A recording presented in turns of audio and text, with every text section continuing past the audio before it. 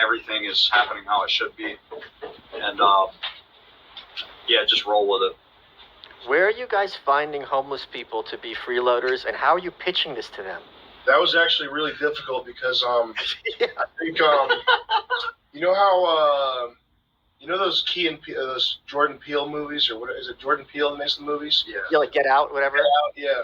And there's one. Is there one where it's like all the rich people are eating people?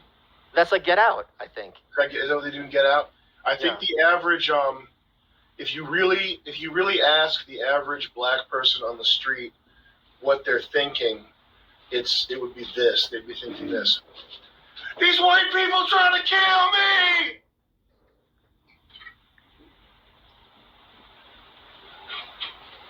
Michael Malice, this white motherfucker's trying to eat me!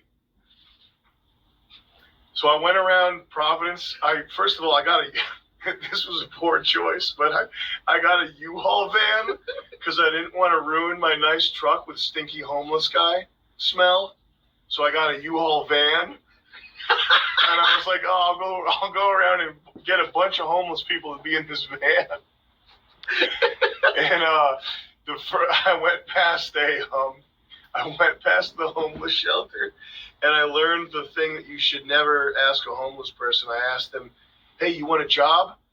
And he went, "Nope," and walked. He walked past, like I was bothering him. I was the homeless guy bothering the rich businessman in this instance. He speed walked past me like he was going to Wall Street or something. And then I found this. I drove around. I went to McDonald's, and I found this big, like, baleful guy that looked like Michael Clark Duncan. Yeah.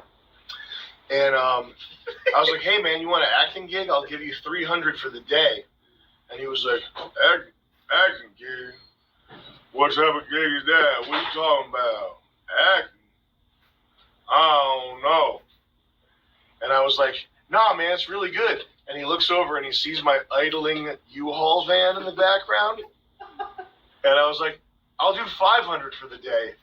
And it's like it's in my mind, in my memory, it's framed like a movie about a serial killer who goes around killing homeless black people because of his reaction and his face. He's like, "No, I think I'm good."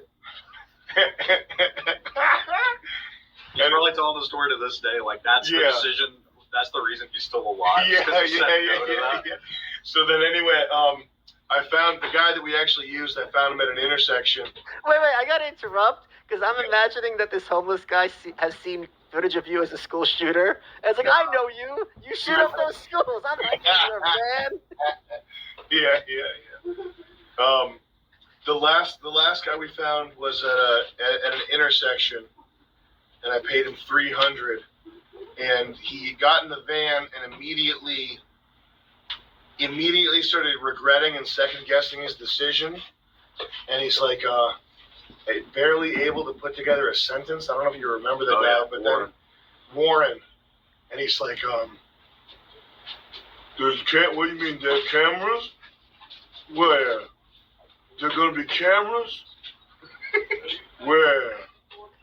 And then we got him in the basement to sign the contract, and I knew in his mind he was looking at the signature field, thinking about every time he's heard a rapper say that they signed their soul away to the devil on a contract, and his face, I could read it on his face. His face was, I'm real about to sign that white people contract. I ain't gonna sign no white people contract. Which is probably a good instinct of his, because the contract was 45 pages long. It said all kinds of shit in it, like we can use his likeness forever and life story rights. We have the rights to his life story and all this other shit. But anyway, he signed it, and he proceeded to do the worst, lowest effort hide and seeker upstairs that I've ever seen. Like, not even looking in closets or anything, just going from room to room, walking in and out, trying to find people, but really not understanding how to play hide and seek, I guess. And then we tried to offer him to stay, to like move in, and I guess the house, being in Fishtank was so much worse than being homeless that like $400 a day was not worth it. He was like, nah, I want to go home. Where'd you find Chris then? Because he seemed pretty clean and together. He didn't look like he came off the Airsoft Eddie. Yeah.